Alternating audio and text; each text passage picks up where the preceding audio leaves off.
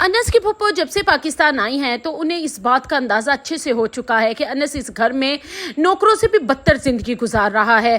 वो अपने दादा का जिस अच्छे से ख्याल रखता है, उन्होंने सिर्फ उसे दादा का नौकर ही समझ लिया है। उसका भाई और उसकी भावज किसी भी तरह का अच्छा सलूक अनस के साथ नहीं करती। हर फटे पुराने कपड़े उसके पास हैं, हर फटी पुरानी चीज़ें जूते उसके पास हैं, और यहाँ तक कि मोबाइल भी पुराना है। और जो कुछ भी फुप्पो बाहर से अनस के लिए चीज़ें और मोबाइल भेजती रही हैं वो भी अनस तक नहीं पहुंचा। और अनस है कि चुप करके सर झुकाए इस घर में ज़िंदगी गुजार रहा है। अनस की फुप्पो को और किसी पे गुस्सा नहीं आएगा, यहाँ तक कि सिर्फ अपने भाई पर आएगा कि भाभी तो उसकी गैर है लेकिन भाई तो अपना है ना, उसे तो अनस का ख्याल रखना चाहिए था क्योंकि उसके मरहूम भाई का बेटा है, यतीम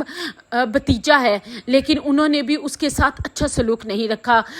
अनस की फुप्पो का दिल खून के आंसू रहेगा और आखिरकार वो उसकी यूनिवर्सिटी से आते ही उसे मोल ले जाएंगी ताकि उसको उसकी इस्तेमाल की चीज़ें दिला सकें। कपड़े, जूते और जो भी उसकी इस्तेमाल की चीज़ें होंगी वो अनस को दिलाएंगी। उसी मॉल में अनसा भी शॉपिंग करने अपनी दोस्त के साथ गई होगी, और जब उसका टकराव अनस की फुप्पो और अनस के साथ होगा तो वहाँ पर अनस इंट्रोड्यूस करवाएगा कि ये वही अनसा है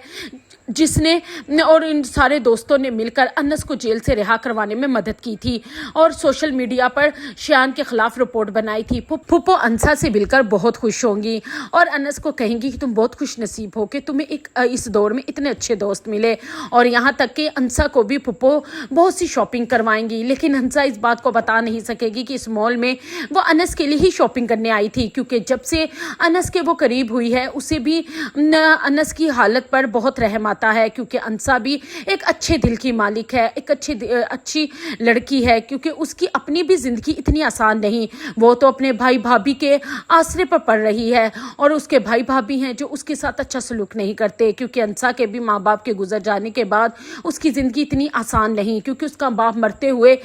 अपने मकान और जायदाद में से आधा आधा हिस्सा अपनी दोनों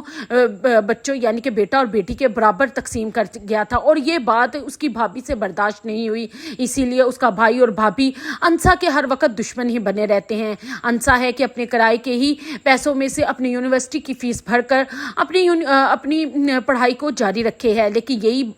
ये पैसे भी उसके भाई और भाभी को बहुत दुखते हैं। और दूसरी तरफ जैसे ही फुप्पो अनस को शॉपिंग करवा के घर आएगी तो वहाँ पर अनस के चचा और चची का तो मुंह ही बन जाएगा और वो कहेंगे कि वाह, तुम्हें तो अनस का तो बहुत ख्याल है, बाहर से आई हो, तुमने कभी हमारे बच्चों को तो पूछा नहीं कि इन्हें कुछ चाहिए कि नहीं चाहिए। उस पर उसके फुप्पो का पारा आउट हो जाएगा और वो सारी शॉपिंग निकाल कर उनके टेबल पर रख देंगे और कहेंगी ये देखें, ये क्या दिलवा कर लाई हूँ मैं इसे, ये वो लड़का है जो इस घर में रह रहा है, खा रहा है, पी रहा है और आप लोगों की खिदमतें कर रहा है और आपके आगे सर झुकाए ज़िंदगी गुजार रहा है, लेकिन ना तो आपको ख्याल है और ना ही मेरे भाई को कि उसके पास कपड़े हैं कि नहीं हैं, उसके पास जूते हैं कि नहीं हैं, या उसे किसी चीज़ की ज़रूरत है या नहीं है। आपको चलें आप यही सोच लें कि वो इंसान है, ना उसे अपना समझ के एहसास करें। आपने तो उसे इंसान भी समझना छोड़ दिया है। उस पर अनस के चचा को बहुत गुस्सा आ जाएगा और वो कहेगा कि हाँ तो ये कोई बच्चा है, इसके मुंह में चूसनी है जो बोल नहीं सकता कि मेरे पास ये चीज़ें नहीं है, तो अगर बोलता तो मैं कैसे दिलवाता ना। उस पर उसकी फुप्पो कहेंगी कि बस बहुत हो गया, ये इस घर में सिर्फ मेरे अब्बू जी की वजह से था, क्योंकि उनका ख्याल सिर्फ अनस ही रखता है और कोई नहीं। मैं इसे अपने साथ ही बाहर ले जाऊंगी, मैं अपनी बेटी के साथ इसका रिश्ता करूंगी और वहीं इसे सेटल करवाऊंगी, क्योंकि यहाँ पर मैंने अनस का हाल देख लिया है कि इसे तो नौकरों से भी बदतर जिंदगी गुजारी जा रही है इसकी और किसी को भी एहसास तक नहीं।